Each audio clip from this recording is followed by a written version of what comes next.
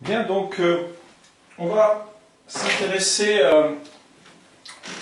alors pas à l'exercice entier, mais on va essayer de mettre en équation les équations loi des nœuds, loi des mailles, qui permettent d'obtenir l'équation de propagation d'une onde électrique sur un câble coaxial. Alors par rapport au cas du cours, on a rajouté deux éléments, donc je vous rappelle le câble coaxial. On a deux cylindres coaxiaux, par exemple en cuivre, séparés par un isolant électrique.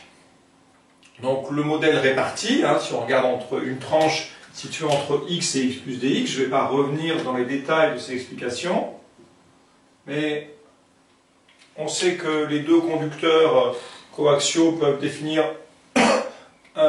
du fait des courants qui circulent, posséder une impédance, et les deux plaques se comportent également comme un condensateur et possèdent une capacité. Donc on définit grand lambda, l'inductance linéique. Donc en fait sur une tranche dx vous aurez une inductance de valeur grand lambda, l'inductance linéique fois dx, la longueur du segment, et une capacité grand gamma linéique, et multiplié par la longueur dx, vu que les condensateurs s'additionnent, mais ce sont les inverses des capacités qui s'additionnent en parallèle, nous avons bien en fait un condensateur.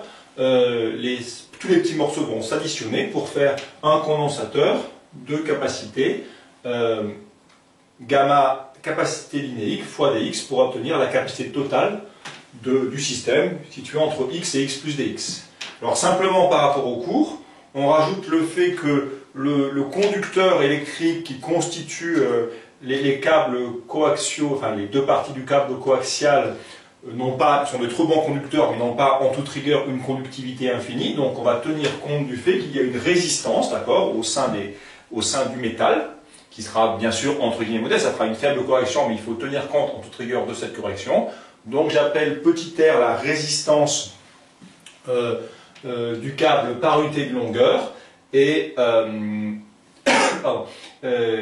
donc sur une longueur dx, ça vous fait une résistance RDX.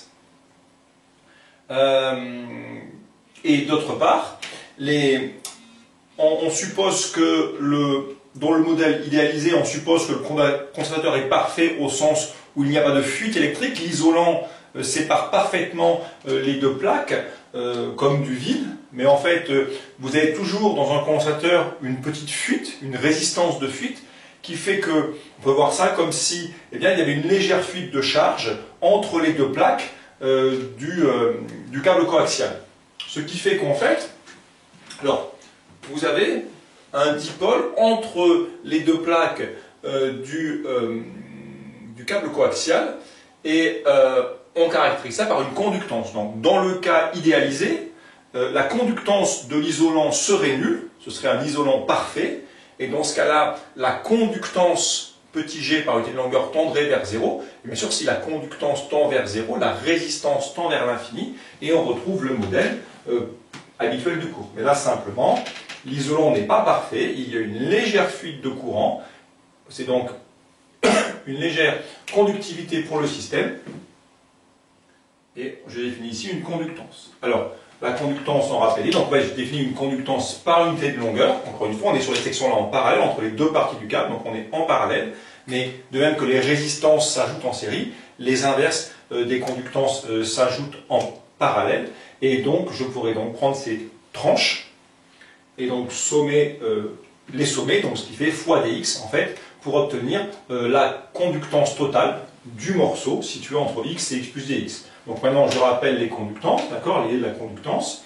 Quand vous avez une résistance, vous dites que U égale RI. La conductance, c'est simplement l'inverse de la résistance. Donc simplement, quand vous faites la loi d'Ohm, vous avez U égale RI, donc I égale U sur R, et vu que G c'est 1 sur R, ça fait G fois U. Donc ne vous trompez pas, n'écrivez pas que U c'est G fois I, ce ne serait pas dimensionné correctement.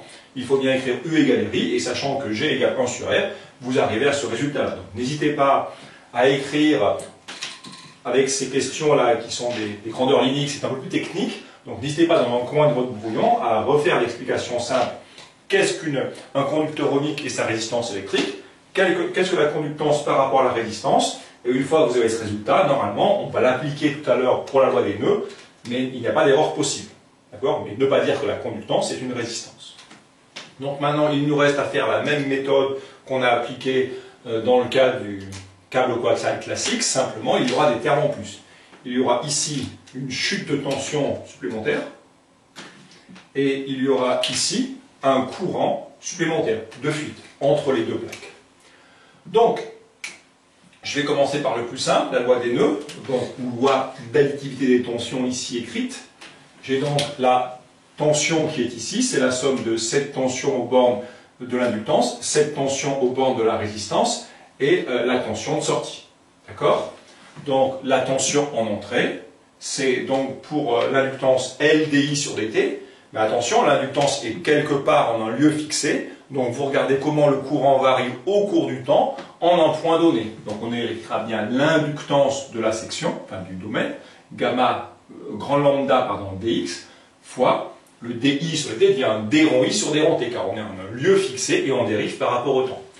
La chute ohmique au bord de la résistance, pas de problème majeur. Une résistance qui vaut R dx, hein, résistance par unité de longueur fois longueur. Les résistances se somment en série.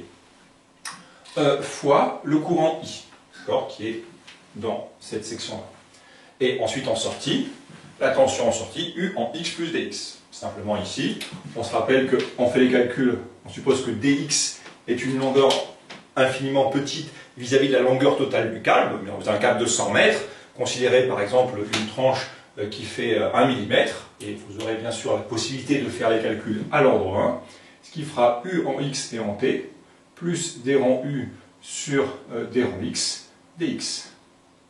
Et donc vous voyez que le terme ordre 0, u et u vont se simplifier. Vous pouvez ensuite diviser par dx et obtenir cette première relation qui contient ce terme en plus par rapport au cas du cours. Maintenant, je passe à l'aspect un peu plus technique, la loi des nœuds. La loi des nœuds, bien sûr, va nous dire que je peux redessiner le courant ici.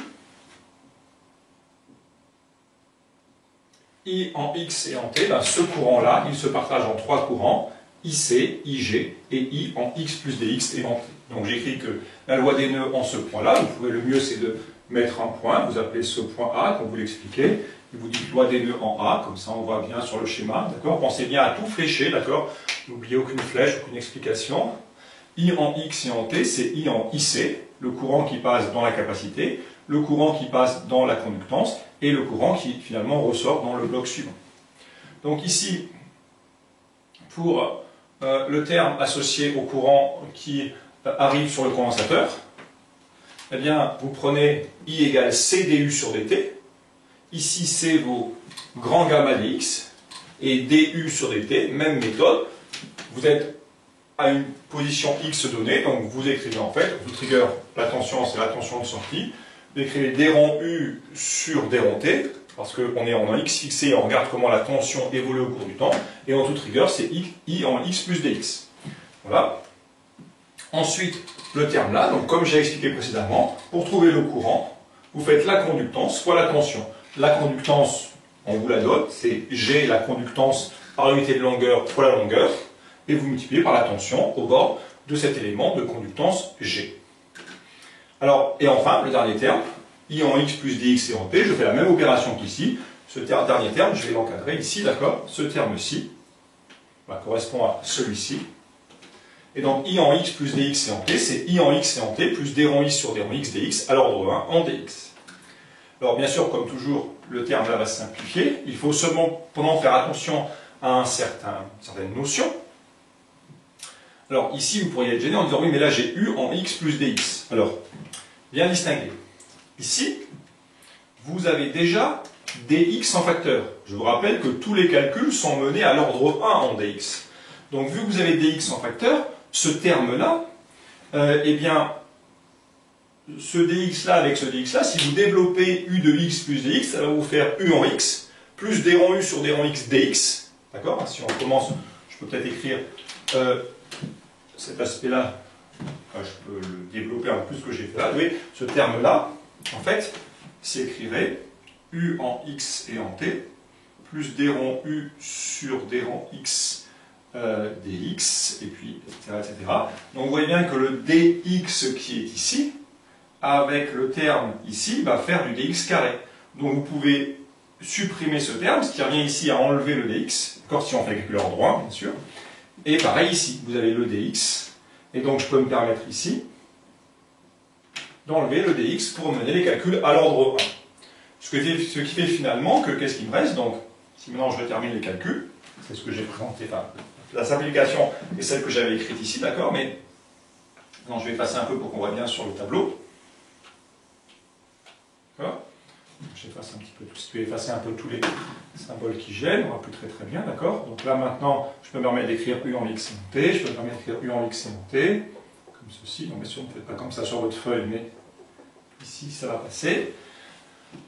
Maintenant on regarde, les termes d'ordre 0 se simplifient, d'accord?